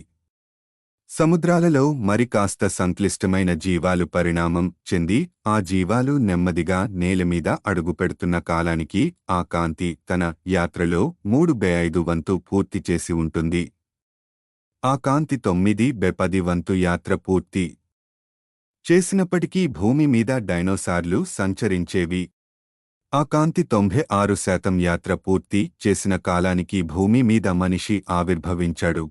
ఇదంతా కేవలం అతి దగ్గర్లో ఉండే క్వాసార్ల సంగతి. మనకి తెలిసి అతి దూరంలో ఉన్న క్వాసార్లు 1,000,000,000,000,000 కోట్ల కాంతి సంవత్సరాల దూరంలో ఉన్నాయి. అక్కడి నుంచి కాంతి బయలుదేరిన కాలానికి సూర్య చంద్రులు అసలు లేనేలేరు. ఆ కాంతి తన యాత్రలో సగం దూరం ప్రయాణించేసరికి సౌరమండలం రూపొందడం ఆరంభించింది. దీన్ని బట్టి విశ్వం ఎంత పెద్దదో అర్థమవుతుంది. భూమి స్థాయిలో దూరాలని పరిగణిస్తే కాంతి చాలా వేగంగా ప్రయాణిస్తున్నట్టు ఉంటుంది. కాని విశాల విశ్వంతో పోలిస్తే కాంతి నెమ్మదిగా పాకుతోందని అర్థం చేసుకోవాలి. మరి విశ్వంలో ఒక చోటి నుండి మరో చోటికి వెళ్లడానికి 100 కోట్ల సంవత్సరాలు పడితే ఇక ఏమనుకోవాలి. అధ్యాయం 5 సాపేక్షతా సిద్ధాంతం. కాంతి వేగం. శాస్త్రవేత్తలు కాంతి వేగాన్ని కొలుస్తున్నప్పుడు వారికి కేవలం ఓ ప్రత్యేకమైన రాశిని కొలవాలన్న ఉత్సుకత తప్ప ప్రత్యేకమైన లక్ష్యం అంటూ ఏమీ లేదు. శబ్ద వేగాన్నో ఓ గుర్రం వేగాన్నో కొలిచినట్టే ఇది అన్నట్టు భావించారు. కాని మిగతా వేగాలలా కాకుండా కాంతి వేగానికి ఓ ప్రత్యేకత ఉందని అప్పుడు వారికి తెలియదు. కాంతి అనేది ఒక తరంగం అని అందరూ ఒప్పుకున్న తరువాత అది దేని తరంగం అన్న ప్రశ్న సహజంగా ఉద్భవించింది. చెరువులో నీటి ఉపరితలం మీద అలలు పుడతాయి. అవి నీటి తరంగాలు, అలాగే శబ్ద తరంగాలు గాలిలో ప్రయాణించే తరంగాలు, అవి గాలి కదలికల తరంగాలు. కాని కాంతి శూన్యంలో కూడా ప్రయాణిస్తుంది. శబ్దంగాని, నీటి అలలుగాని పదార్థ మాధ్యమంలో ప్రసారం అయ్యే తరంగాలు. కాంతికి అలాంటి పదార్థ మాధ్యమం అవసరం లేనట్టు కనిపిస్తోంది. మరి కాంతి ఎలా ప్రసారం అవుతోంది? విశ్వమంతా ఓ అస్పర్భమైన పదార్థం వ్యాపించి ఉందని ప్రాచీనులు భావించారు. ఆ పదార్థానికి ఈథర్ అని పేరు పెట్టారు. ఈ ఈథర్లోని తరంగాలే కాంతి అని భావించారు. దీంతో మరో ఆసక్తికరమైన వాదం బయలుదేరింది.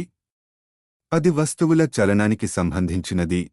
చలనాన్ని నిర్ధారించడానికి నిశ్చలంగా ఉన్న ఒక ప్రమాణం కావాలి.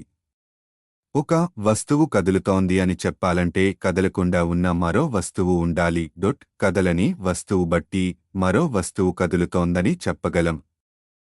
భూమి ఉపరితలం మీద ఏదైనా వస్తువు కదులుతోంది అని మనం అంటున్నప్పుడు నిశ్చలంగా ఉన్న భూమి ఉపరితలాన్ని ప్రమాణంగా తీసుకుంటాం. కానీ నిజానికి భూమి ఉపరితలం కదులుతోంది. ఎందుకంటే భూమి తన అక్షం మీద అది తిరుగుతోంది. అంతేకాక భూమి సూర్యుడి చుట్టూ కూడా తిరుగుతోంది. అలాగే సూర్యుడు కూడా పాలపుంత కేంద్రం చుట్టూ కదులుతున్నాడు. అసలు పాలపుంత గెలాక్సీయే విశాల విశ్వంలో కదులుతోంది. ఇలా ఆలోచిస్తూ పోతుంటే అన్నీ కదులుతున్నట్టు అనిపిస్తుంది. విషయం గందరగోళంగా కనిపిస్తుంది. 4 రసాయన శాస్త్రంలోని ఈథరుకి మధ్య సంబంధం లేదని గమనించాలి. అనువాదకుడు వస్తువులు ఎలా కదులుతున్నా ఈ ఈథర్ మాత్రం ఎప్పుడూ నిశ్చలంగా ఉంటుందని కొంతమంది తలపోశారు. కాబట్టి ఈథర్ స్థితి నిరపేక్ష నిశ్చల స్థితి, అబ్సొల్యూట్ రెస్ట్. ఇక మిగతా చలనాలు అన్నిటినీ నిశ్చలమైన ఈథర్ బట్టి నిర్వచించవచ్చు. కాబట్టి వాటన్నిటినీ నిరపేక్ష చలనాలు, అబ్సొల్యూట్ మోషన్ అని చెప్పుకోవచ్చు. కాంతి వేగాన్ని కొలవడానికి ప్రయత్నించిన మికెల్సన్కి తన ప్రయోగం వల్ల మరో విషయం కూడా తెలుస్తుంది అనిపించింది. నిశ్చలమైన ఈథర్ బట్టి భూమి ఎంత వేగంతో కదులుతోందో తెలుసుకోవచ్చు అనుకున్నాడు. భూమి ఎలా కదిలినా అది నిశ్చలమైన ఈథర్ బట్టి కదులుతూ ఉండాలని భావించాడు మికెల్సన్. భూమి మీద ఒక చోట ఓ కాంతి పుంజాన్ని పంపించి దాని వేగాన్ని కొలిచారు అనుకోండి. కాంతి అనేది ఈథర్ తరంగం అనుకున్నాం కాబట్టి అది నిశ్చలమైన మాధ్యమంలో ప్రసారం అవుతోంది. భూమి కదిలే దిశ కాంతి కదిలే దిశతో సమానం అయితే కాంతి పుంజం యొక్క వేగం కాంతి యొక్క సహజ వేగానికి భూమి వేగం తోదైనంత కావాలి. అలా కాకుండా భూమి కాంతి పుంజం వ్యతిరేక దిశలలో ప్రయాణిస్తున్నట్టయితే కాంతి పుంజం వేగం కాంతి సహజ వేగం నుండి భూమి వేగం తీసేసినంత కావాలి. అలా 2 వ్యతిరేక దిశలలో కొలిచినప్పుడు కాంతి వేగంలోని భేదాల బట్టి భూమి నిరపేక్ష వేగాన్ని నిర్ధారించొచ్చు. భూమి వేగం నిరపేక్షంగా తెలిస్తే భూమిని బట్టి మిగతా వస్తువుల వేగాలని నిర్ధారించవచ్చు. అయితే 1 కాంతి వేగంతో పోలిస్తే భూమి వేగం అత్యల్పం. కాబట్టి కాంతి వేగం నుండి భూమి వేగం తీసేసినా దాన్ని కలిపినా పెద్ద తేడా ఉండదు. మరి కాంతి వేగంలో భూమి వేగం పాలుని ఎలా కనిపెట్టగలం? ఈ సమస్యని తేల్చడానికి 1881లో మికెల్సన్ ఇంటర్ఫెరోమీటర్ అనే ఓ పరికరాన్ని నిర్మించాడు. ఆ పరికరంలో ఒక కాంతి పుంజం 2గా చీల్చబడి ఆ పుంజాలు 2 వేరు వేరు దిశలలో పంపబడి మళ్లీ ఒక దగ్గరికి చేర్చబడతాయి. చీల్చబడ్డ కాంతి పుంజంలో ఒక అంశం ఒక దిశలో భూమి చలన దిశలోనే ప్రయాణిస్తే తిరుగు ప్రయాణంలో భూమి చలన దిశకి వ్యతిరేక దిశలో ప్రయాణిస్తుంది. కాంతి పుంజంలోని 2వ అంశం రాను పోను మార్గాలు రెండిట్లోనూ భూమి చలన దిశకి లంబంగా ప్రయాణిస్తుంది. ఈ పరికరాన్ని రూపొందించడంలో మికెల్సన్ ఉద్దేశం ఇది. ఈథర్ నిశ్చలంగా ఉండి భూమి కదులుతున్నట్లయితే కాంతి పుంజంలోని అంశాలు తిరిగి మొదటి స్థానానికి వచ్చాక 2 తరంగాలలో తేడా ఉంటుంది. 2 తరంగాలు కొన్ని చోట్ల ఒకదాన్నొకటి సంవర్ధనం చేసుకుంటాయి. అలాంటి చోట్ల కాంతి మరింత ప్రకాశవంతంగా ఉంటుంది. కొన్ని చోట్ల ఒకదాన్నొకటి నిరోధించుకుంటాయి. ఒకదాన్నొకటి వమ్ము చేసుకుంటాయి. అలాంటి చోట్ల కాంతి మరింత బలహీనంగా ఉంటుంది. కాబట్టి రెండు పుంజాలు కలిసే చోట తెరమీద చిత్రాన్ని చూస్తే అది తెలుపు నలుపుల రేఖావిన్యాసంలా ఉంటుంది. అలాంటి రేఖలనే ఇంటర్ఫెరెన్స్ ఫ్రింజేస్ శశైల వ్యతికరణ చారలు అంటారు. ఆ చారల మందాన్ని బట్టి కాంతి పుంజాల వేగాలలోని భేదాన్ని లెక్కించొచ్చు. అలాగే భూమి నిరపేక్ష వేగాన్ని కూడా లెక్కించొచ్చు. 1887 కల్లా మికెల్సన్ తను ఊహించిన ప్రయోగానికి సంబంధించిన లెక్కలన్నీ పూర్తిచేసి సిద్ధంగా ఉన్నాడు.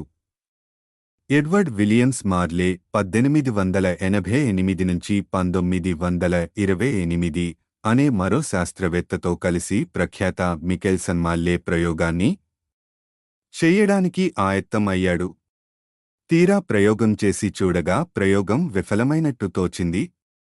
అనుకున్నట్టుగా వ్యతికరణ చారలు కనిపించలేదు. ఏ దిశలో చూసినా కాంతి ఒకే వేగంతో ప్రయాణిస్తున్నట్టు కనిపించింది. అది ఎలా సాధ్యమో ఎవరికీ అర్థం కాలేదు. మికెల్సన్ ఆ ప్రయోగాన్ని పదే పదే చేసి చూశాడు. ఎన్నిసార్లు చేసినా ఫలితం ఒకటే. చారలు లేవు. అన్ని దిశలలో కాంతి వేగం ఒక్కటే.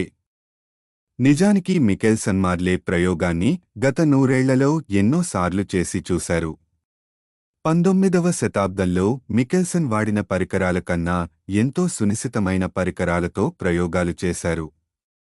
పరికరాలు మారాయిగాని ఫలితాలు మారలేదు. కాంతి ఏ దిశలో కదిలినా, భూమి ఎటు కదిలినా, ఎంతలా కదిలినా కాంతి వేగం మాత్రం ఒక్కటే. ఇలా విషయం ఎటూ తేలకుండా ఉన్న తరుణంలో 1905లో ఆల్బర్ట్ ఐన్స్టైన్ 1879 అనే జర్మన్ స్విస్ శాస్త్రవేత్త రంగ ప్రవేశం చేశాడు. ఐన్స్టైన్ సాపేక్ష సిద్ధాంతం థియరీ ఆఫ్ రిలేటివిటీ అనే కొత్త సిద్ధాంతాన్ని ప్రతిపాదించాడు. ఈ సిద్ధాంతం సహాయంతో చలనాన్ని ఓ కొత్త కోణం నుండి చూడడానికి వీలయ్యింది. ఐన్స్టైన్ నిరపేక్షమైన చలనం, నిరపేక్షమైన నైశల్య స్థితి అనేవి లేనే లేవన్నాడు.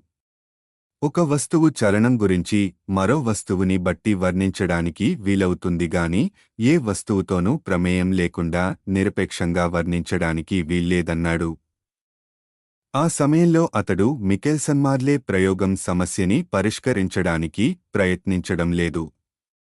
బహుశా అతడు ఆ ప్రయోగం గురించి వినే ఉండకపోవచ్చు. వేరే కారణాల వల్ల అతడికి కాంతి శూన్యంలో ఎప్పుడూ ఒకే వేగంతో ప్రయాణిస్తుందని అనిపించింది. కాంతి చలన దిశ ఏదైనా దాన్ని పుట్టించే కాంతిజనకం కదులుతున్నా లేకున్నా కాంతి మాత్రం శూన్యంలో ఎప్పుడూ ఒకే వేగంతో ప్రయాణిస్తుంది. ఒక విధంగా శూన్యంలో కాంతి వేగం నిరపేక్షమైనది. కాని ఆ నిరపేక్షం అనే ప్రత్యేక హోదా కాంతికి మాత్రమే చెల్లుతుంది. ఇక తక్కిన వస్తువుల చలనాలు సాపేక్షాలు. ఒక వస్తువు చలనాన్ని మరో వస్తువుకి సాపేక్షంగానే వర్ణించగలం. ఒక్క కాంతి మాత్రమే ప్రత్యేకం. ఇది మన సామాన్య లౌకిక అవగాహన కామన్ సెన్స్ కి విరుద్ధంగా ఉంది. అందుకే మొదట్లో చాలామంది ఐన్స్టైన్ పొరబడి ఉంటాడని అనుకున్నారు. కాంతి తీరు అలా ప్రత్యేకంగా ఉన్నట్లయితే దానికి ఎన్నో విచిత్రమైన పర్యవసానాలు ఉంటాయని ఐన్స్టైన్ గణితపరంగా నిరూపించాడు. తదనంతరం ఐన్స్టైన్ ఊహించిన పర్యవసానాలన్నీ నిజమేనని ప్రయోగాలలో తెలిసింది. 1905 నుండి శాస్త్రవేత్తలు సాపేక్ష సిద్ధాంతాన్ని పరీక్షించేందుకు వేలాది ప్రయోగాలు చేశారు. ప్రతి ప్రయోగం, ప్రతి పరిశీలన బర్న్స్టైన్ సిద్ధాంతం సరైనదని సమర్థించింది. ఐన్స్టైన్ సాపేక్ష సిద్ధాంతం ప్రసాదించిన విశ్వదర్శనం నిజమని ఇప్పుడు వైజ్ఞానిక లోకం ఒప్పుకుంటోంది. కాంతి క్వాంటం సిద్ధాంతంని అనుసరించి ప్రవర్తిస్తుందని కూడా ఐన్స్టైన్ నిరూపించాడు. ఈ క్వాంటం సిద్ధాంతాన్ని మొట్టమొదట ప్రతిపాదించి రూపొందించిన వాడు జర్మన్ శాస్త్రవేత్త మాక్స్ ప్లాంక్ 1858 నుంచి 1947. ప్లాంక్ ఈ సిద్ధాంతాన్ని 1900లో లోకానికి పరిచయం చేశాడు. కాంతికి తరంగ లక్షణాలే కాక కణ లక్షణాలు కూడా ఉన్నాయని ఐన్స్టైన్ ప్రతిపాదించాడు. అందుకే ఏ మాధ్యమము లేని శూన్యంలో ప్రసారం అవుతోంది అన్నాడు. దాంతో ఈథర్ అవసరం తీరిపోయింది. లేదా అది అనవసరం అని తేలింది. మికెల్సన్మాళ్లే ప్రయోగం ఎందుకు విఫలమయ్యిందో అర్థమయింది. క్వాంటం సిద్ధాంతంలో ప్లాంక్ సాధించిన కృషికి అతడికి 1918లో నోబెల్ బహుమతి లభించింది. అదే రంగంలో ఐన్స్టైన్ సాధించిన విజయాలకి అతడికి 1921లో నోబెల్ పురస్కారం లభించింది. ఐన్స్టైన్ సిద్ధాంతానికి పర్యవసానంగా మరో విషయం కూడా బయటపడింది. ద్రవ్యరాశి గల ఏ వస్తువు కాంతి కన్నా వేగంగా ప్రయాణించలేదని ఆ సిద్ధాంతం చెబుతుంది. అంతేకాక కాంతి కన్నా వేగంగా ఏ సందేశాలని పంపడానికి వీల్లేదని తెలిసింది. అంతవరకు భౌతిక శాస్త్రంలో ఉండే ఎన్నో స్థిరాంకాలలో మరో స్థిరాంకంగా పరిగణించబడే కాంతి వేగం ఓ ప్రత్యేకమైన ప్రాముఖ్యతని సంతరించుకుంది. అదొక విశ్వజనీనమైన వేగమితి, స్పీడ్ లిమిట్ గా పరిణమించింది. ఆ పరిమితిని భేదించడానికి ఎవరి తరమూ కాదు. అంతవరకు మానవ చరిత్రలో మనుషులు ఇంకా దూరాలు చూడగలిగారంటే, సంచరించగలిగారంటే దానికి కారణం వాళ్ళు ఇంకా ఎక్కువ వేగాలు సాధించగలగడమే. ఒకప్పుడు మనుషులు కాలినడకన నెమ్మదిగా ప్రయాణించేవారు. మనిషి గుర్రాల పెంపకం నేర్చుకున్నాక ఆ వేగం పెరిగింది. అలాగే ఓడలు, పెట్రోల్ వాహనాలు, విమానాలు, రాకెట్లు ఇలా ఎన్నో విధాలుగా వేగాన్ని మానవులు పెంచుతూ పోతున్నారు. మొదట్లో మనుషులకి ఖండాలు, సముద్రాలు దాటడానికి నెలలు పట్టేది. అది క్రమంగా వారాలకి, రోజులకి, ప్రస్తుతం గంటలకి దిగింది. 3 రోజుల్లో చందమామని చేరుకోగలిగే స్థితికి మనుషులు వచ్చారు.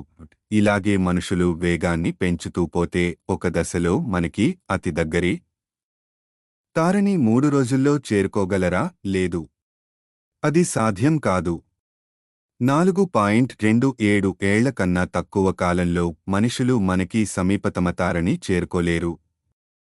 ఆ తారని చేరుకుని తిరిగి రావాలంటే 8.54 సంవత్సరాల కన్నా తక్కువ కాలంలో సాధ్యం కాదు. కాబట్టి రైజల్ తారని చేరుకోడానికి 815 ఏళ్ల కన్నా ఎక్కువ కాలమే పడుతుంది. అలాగే ఆ తారకి వెళ్లి తిరిగి రావాలంటే 1630 ఏళ్ల కన్నా ఎక్కువే పడుతుంది. ఏం చేసినా ఇంతకన్నా తక్కువ సమయంలో ప్రయాణం పూర్తి చేయడం సాధ్యం కాదు. అలాగే గెలాక్సీ కేంద్రాన్ని చేరుకోవాలంటే 25,000 ఏళ్ల కన్నా తక్కువ కాలంలో చేరుకోవడం సాధ్యం కాదు. అలాగే ఆండ్రోమెడా గెలాక్సీని 23,00,00,00 ఏళ్ల కన్నా తక్కువ కాలంలో చేరలేం. అదే విధంగా అతి దగ్గరి క్వాసార్ని 100 కోట్ల ఏళ్లలోపు చేరలేం. అయితే ఐన్స్టైన్ సిద్ధాంతం మరో విచిత్రమైన సత్యాన్ని కూడా ప్రకటిస్తుంది. వేగం పెరుగుతున్న కొద్దీ అలా వేగంగా కదులుతున్న వస్తువు మీద లేదా ఆ వాహనంలో కాలం నెమ్మదిస్తుంది అని చెబుతుంది. ఇక కాంతి వేగానికి సమీప వేగంలో ప్రయాణించగలిగితే కాలం ఇంచుమించుగా స్తంభించిపోతుంది. మీరు ఇంచుమించు కాంతి వేగంతో రివ్వున మనకి అతి దగ్గరిలో ఉన్న క్వాసార్ దాకా వెళ్లి అదే వేగంతో తిరిగి రాగలిగితే మీకు మాత్రం ఆ ప్రయాణం లిప్తలో జరిగిపోయినట్టు ఉంటుంది. కాని మీరు తిరిగి వచ్చేసరికి భూమి మీద 200 కోట్ల ఏళ్లు గడిచిపోయి ఉంటాయి. ఈ కారణం వల్ల విశ్వం పర్యటన తీరుతెన్నులు పూర్తిగా మారిపోయాయి. తారలని చేరాలని బయలుదేరితే మాత్రం ఇక మానవజాతికి శాశ్వతంగా వీడ్కోలు చెప్పాల్సి ఉంటుందేమో. ఎందుకంటే కాంతి వేగంలో కనీసం 10వ వంతు వేగంతో ప్రయాణించలేకపోతే తీరా తారని చేరేసరికి అసలు మనం ఉంటామో లేదో సందేహమే. గెలీలియో నుండి మికెల్సన్ వరకు కాంతి వేగాన్ని కొలవడానికి పూనుకున్న మహామహులకి వాళ్లు కొలుస్తున్నది మనని శాశ్వతంగా ఈ సౌరమండలానికే కట్టిపడేసే కారాగార కటకటాలని తెలియదు పాపం.